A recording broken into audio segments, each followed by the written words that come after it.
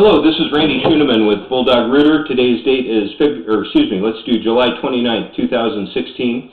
We are looking at a line at 8202 East Valley Chapel Road in Spokane, Washington. What we're looking at now is the main line going out to the septic tank in the cow corral, just to the left of the driveway when you first pull into the house. We're out there about 140.5 feet right now, and probably about 10 feet shy of the septic tank. I would definitely, when you're doing work out here, I would definitely make sure the line at the tank is clear. I would actually dig right to the tank itself. I had a lot of trouble trying to feed my cable up from down below, which is typically how you take care of that. I've marked this location, and we're going to begin pulling back. We did see a couple of big mechanical issues. We go from 4-inch PVC to 4-inch ABS. That's the black pipe. This is plastic. Right here, it does look ovalized. That could have been from improper compacting. This angle you can see where it's just no longer round, it's more of an egg shape. This is probably about 140 feet right here. We were at 142 feet initially, and because of the length of the line, the mechanical issues, I couldn't push it any further no matter what I tried. We'll begin pulling back here. Again, this white pipe is PVC. It's a lighter duty pipe. I would recommend the heavier schedule green PVC. It's a lot more durable product. We're coming up here on 130 feet pretty quickly. This area looks really good. You can see the debris and water coming down the line, coming up on 130 feet here. We have a little separation, and it looks like more ovalization here. My camera is about 1.5 inches in diameter, but you can see standing water in here, and we've had no water running for a good 10 minutes. So this is part of the mechanical issue right here.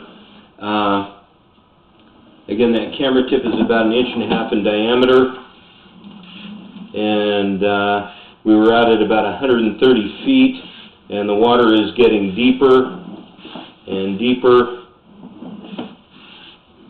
until the camera is almost obscured.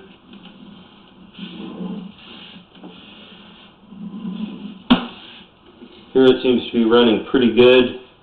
We're at 122 feet here. You can see some of the swirl marks in the debris at the bottom of the pipe. That would be the lower left-hand corner indicated by the light on my camera. And of course the running water. This is 120 feet right here.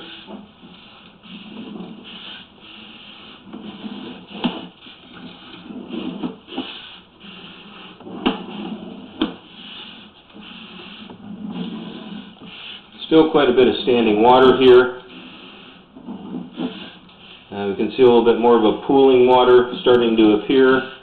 We're coming up on 110 feet here. A little bit of fecal matter there. Again, the pipe does look a little ovalized, not as much as the last one. And here, of course, you can see the standing water, which is a huge cause for concern.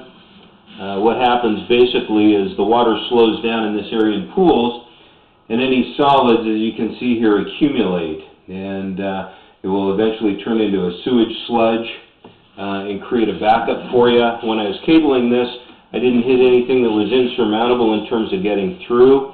I hit some soft blockages, which are kind of indicative of sludge.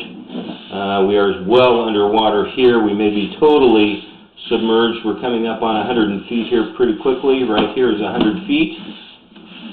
And solid black, indicated by the sludge. You can see we're starting to pull out of the water a little bit. And right here, we're at 95 feet. So that's about a 30-foot flat spot right there. You can still see some sludge build up. There we go. Use some of that to clean my camera tip off a little bit. This is 91 feet out from the cleanout that we're working, not the cleanout, but the toilet that we're working from in the basement.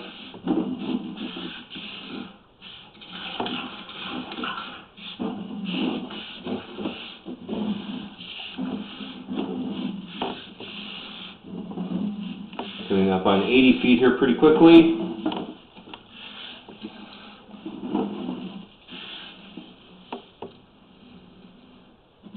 Like a little bit of an elbow. Now right here you can see sludge. When I push my camera through and pull it, you can kind of see how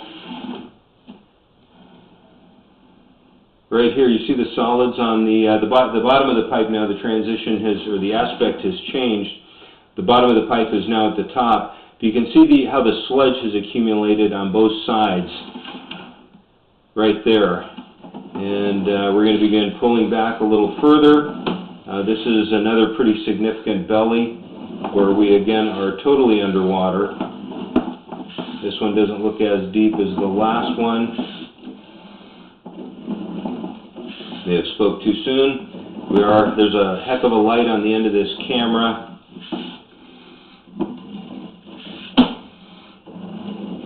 And now of course we're getting into deeper water, more sludge. This is 70 feet right here.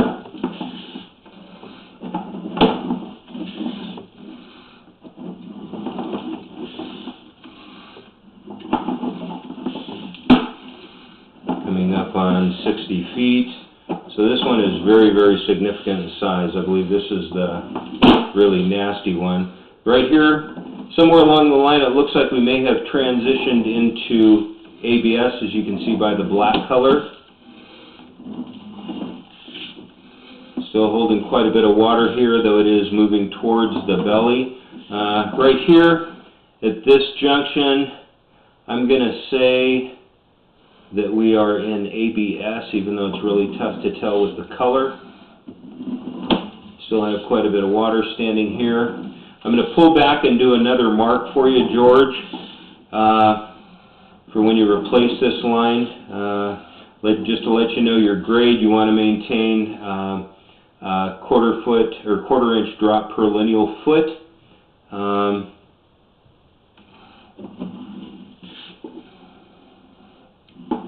The top of this looks like it may be green PVC, which is the better material to use for a drain line. A little more expensive, but just much better quality. Yeah, again, hard to say right there. We've got quite a bit of debris sitting here.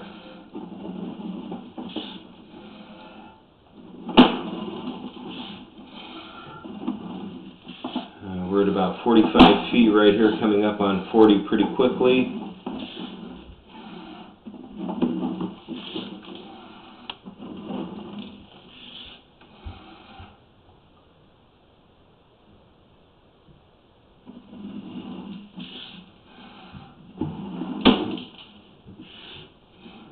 Okay, right here is 40 feet. I'm going to pause the video. Actually, I'm going to locate this, and then I'll be right back to finish the rest of this video inspection. Let's see, 40.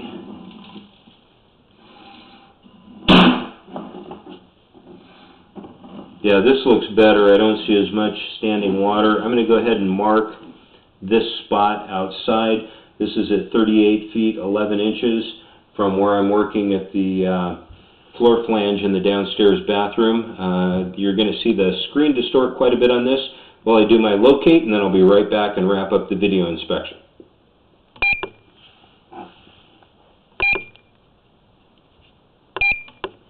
There we go.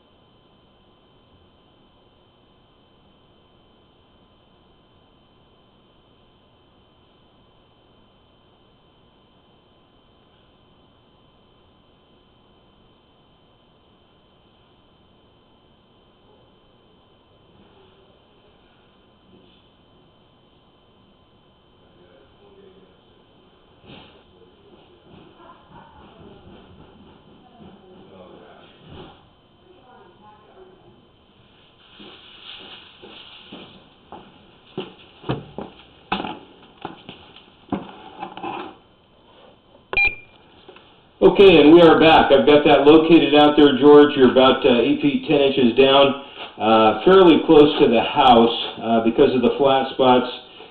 You know, if you're going to replace this thing, I would do it right and probably just go literally from that point out to the septic tank. That way you've got really good grade. And it's hard to say when you get everything opened up what you're going to find under the ground in terms of what's caused it to settle and what you have to work with. We're continuing to pull back towards the house. Looks like we may have lost our reader here. Yeah, it doesn't. With that last locate I did, my apologies, it doesn't seem to be giving me any more footages. But we're working back towards the house right now.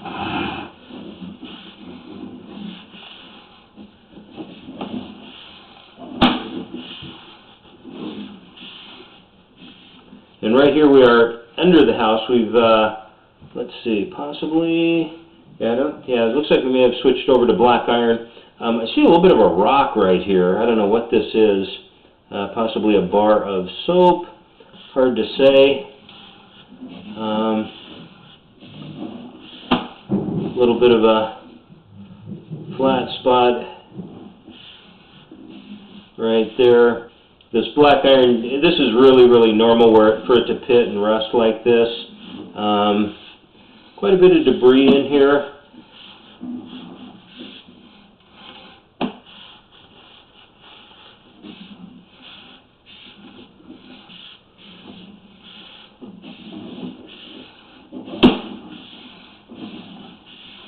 And I'm just not getting very accurate reads on distances. My apologies.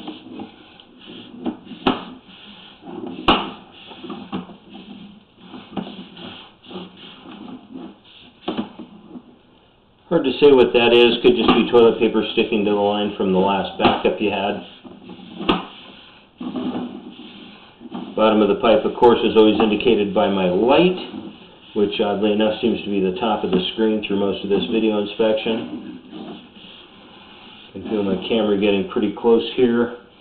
Here's the final turn. Let's see.